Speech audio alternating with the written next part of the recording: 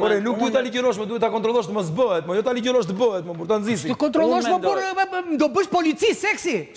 Po edhe polici seksi të bësh më Çfarë do bësh më për do?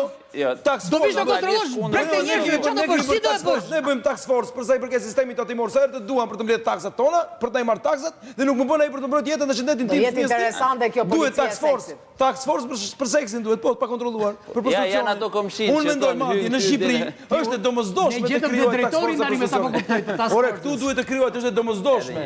Është e domosdoshme të krijohet task force e prostitucionit. Pasi e kemi të përhapur prostitucionin në nivele shumë të larta. Absolutisht. Ore, ti e kupton ti tani që ti po i prish punë turizmit? Cili turizëm? Do vi turisti këtu për të bërë qefi po ajo. Ka lidhje me turizmin. Po çfarë lidhje ka me turizmin këtu? Në 1 milion turista që kanë hyrë janë 999.000 prostituta. Që vinë nga bota dhe na shesin këtu pjesëliqet e veta. Jo, nuk është e vërtetë. Nuk na ikën argumentet deri në fund. Kush të thajë se është e vërtetë? E vetë nga gjë që aty u mungon është që nuk kanë një që t'i marrë mbrojtje përballë gjykatës. Pra, sot dëgjoj çikë. Se Bangkok. kush i blen atje këto që vinë këtu? Kush i blen atje?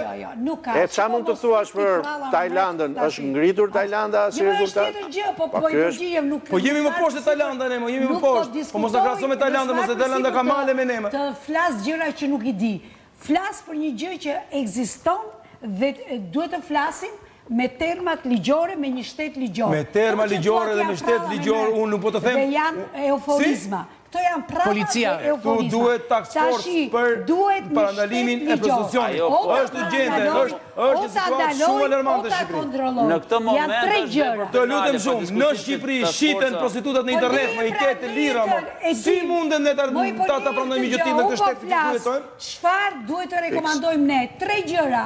O ta ndalojmë, o ta kontrollojmë, o ta legalizojmë. Nuk ka shans, duhet të kontrollohet dhe të ndalohet. Jo të kontrollohet të nxitet. Cili shtet? Cili shtet? Ose kanë mendjen të bëjnë punë, këto kanë mendjen të vjedhin më. Kjo është tjetër diskutim. O, këto kanë mendjen si të bëjnë lek për vete më shumë më.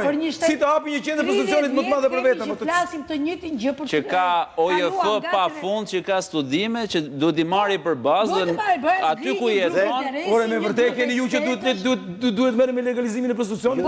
Jo. Po këtë po thuma.